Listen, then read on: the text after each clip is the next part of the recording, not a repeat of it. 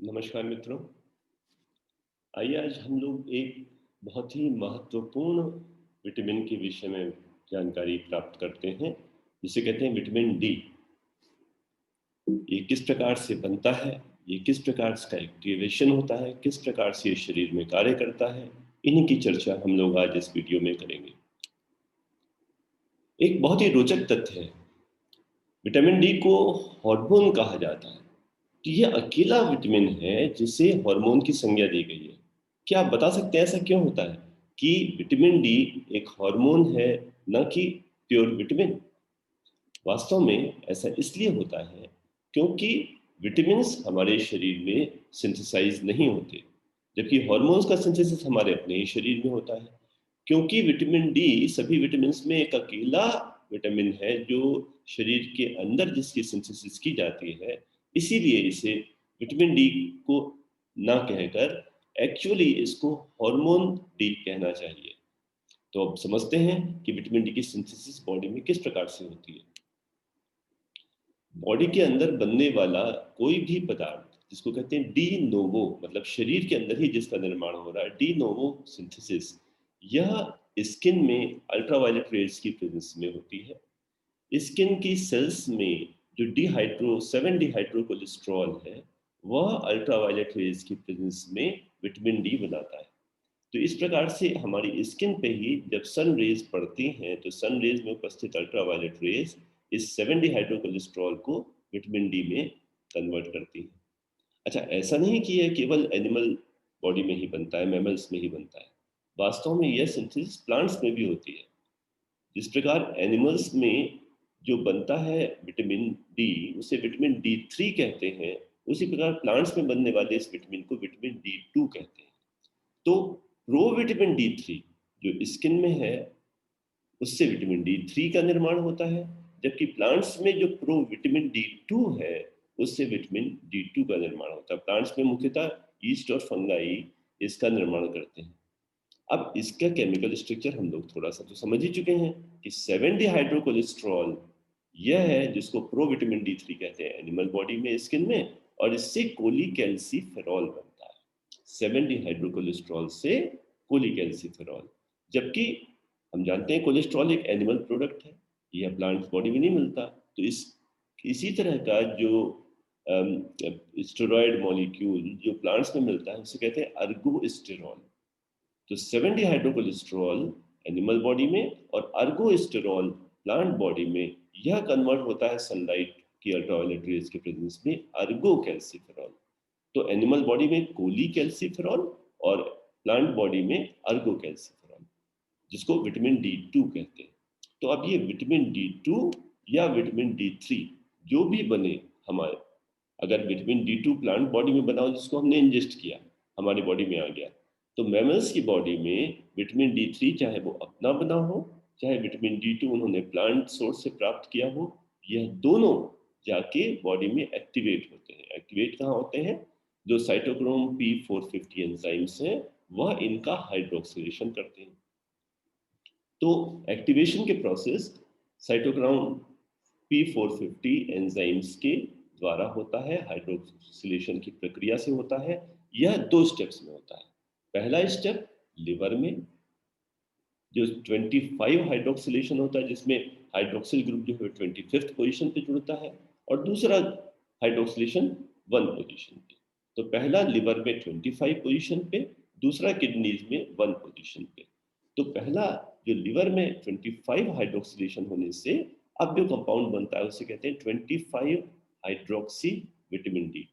चाहे vitamin D 3 हो जो हमने स्किन में डिनोवो सिंथेसाइज किया हो, और चाहे विटामिन डी 2 हो जो हमने प्लांट्स से फूड के माध्यम से प्राप्त किया हो, यह दोनों लिवर में 25 हाइड्रोक्सिलेशन की प्रक्रिया के द्वारा 25 हाइड्रोक्सी विटामिन डी बनाते हैं, जिन्हें कैल्सी डायोल कहते हैं।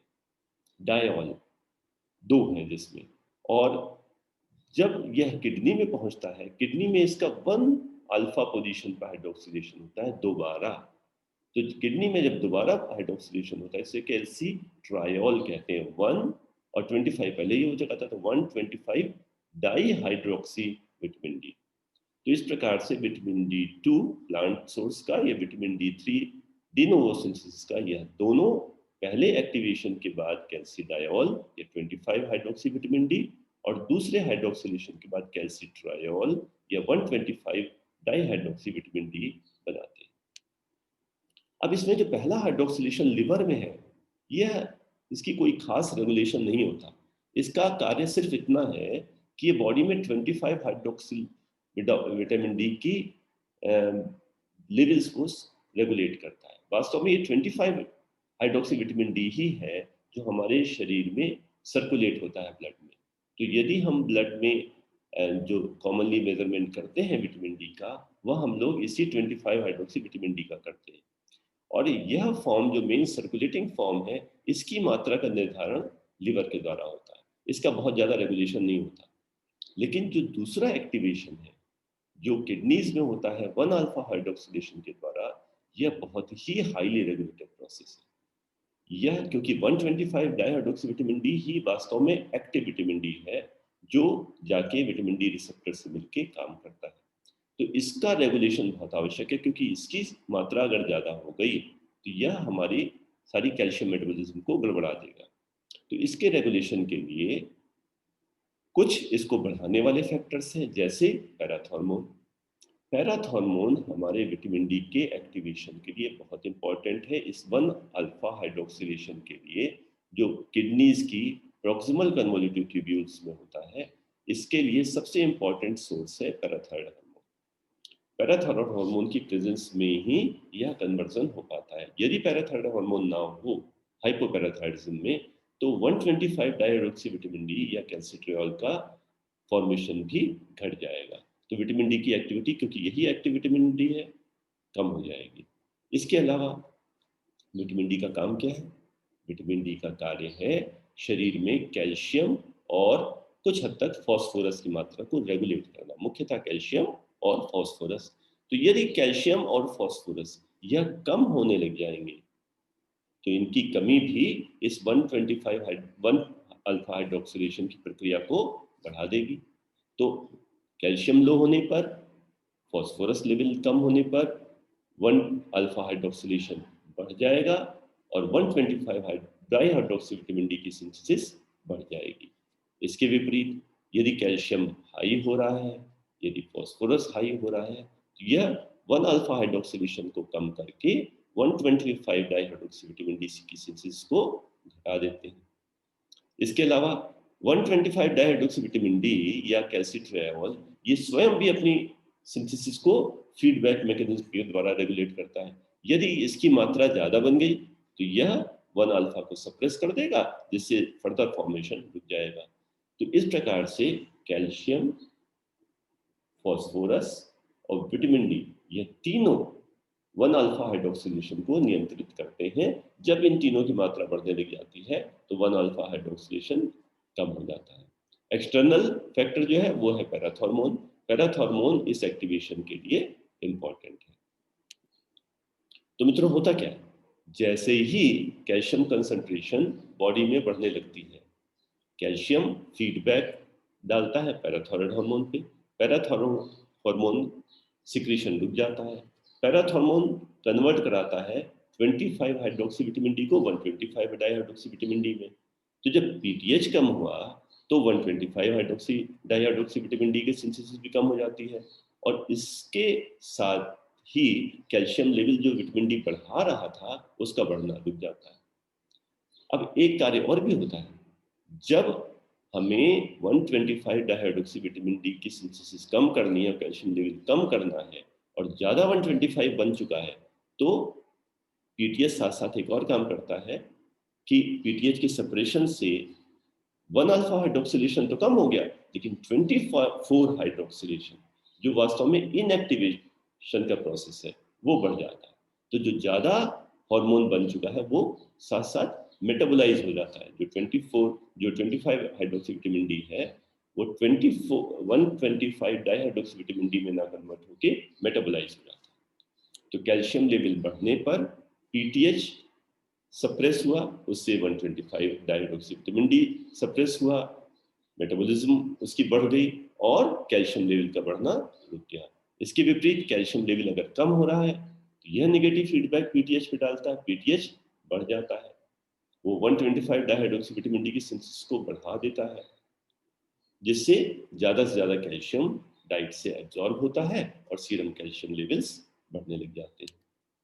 तो मित्रों, हाइड्रोक्सिलेशन केवल दो ही नहीं है, 25 हाइड्रोक्सिलेशन जो लिवर में हो रहा है वो फर्स्ट हाइड्रोक्सिलेशन है, 1 अल्फा हाइड्रोक्सिलेशन जो किडनीज की प्रोक्सिमल कन्वोल्यूटेड ट्यूब्यूल्स में हो रहा है वो सेकंड हाइड्रोक्सिलेशन है। यह दोनों विटामिन डी को एक्टिवेट करते हैं, जबकि विटामिन डी की मेटाबॉलिज्म 24 पोजीशन पे हाइड्रोक्सिलेशन से होती है जो इसको इनएक्टिवेट करती है।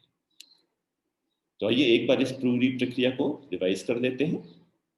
Pro vitamin D animal body में है 7 डिहाइड्रोकोलेस्ट्रॉल, जो कि विटामिन डी में कन्वर्ट होता है in the presence of ultraviolet rays of sunlight, जिसे कहते हैं हम कोलिकैल्सिफेरॉल।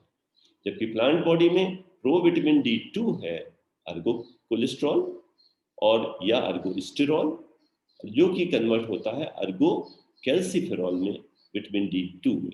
अब D3 हो या D2 हो, यह दोनों लिवर में 25 पोजीशन पे हाइड्रोक्सिलेशन के द्वारा कैल्सिडायोल बनाते हैं 25 हाइड्रोक्सी विटामिन डी, और उसके बाद ये किडनीज में जाके 1 अल्फा हाइड्रोक्सिलेशन के द्वारा 125 डाइहाइड्रोक्सी विटामिन डी बनाता है जो कैल्सिट्रियोल कहलाता है। यह दोनों प्रक्रियाएं होने के बाद जो एक्स्ट्रा बना हुआ विटामिन डी है उसकी मेटाबॉलिज्म के लिए 24 हाइड्रोक्सिलेशन उसका होता है 24 हाइड्रोक्सिलेज एंजाइम के द्वारा, जो इसको इनएक्टिवेट कर देता है। तो मित्रों, इस प्रकार से आज हमने समझा विटामिन डी हार्मोन की सिंथेसिस कैसे होती है, बॉडी में इसका एक्टिवेशन कैसे होता है और इनएक्टिवेशन कैसे होता है। इसके आगे की जो जानकारी है वह हम लोग समझेंगे विटामिन डी के एक्शंस किस प्रकार से होते हैं अगले वीडियो में। इन वीडियोस को देखने के लिए आप MCH ऐप पर को इंस्टॉल कर सकते हैं और एज मेडिको रजिस्टर करके इन टेक्स्ट, ऑडियो, वीडियो और केस स्टडीज का आनंद उठा सकते हैं। धन्यवाद।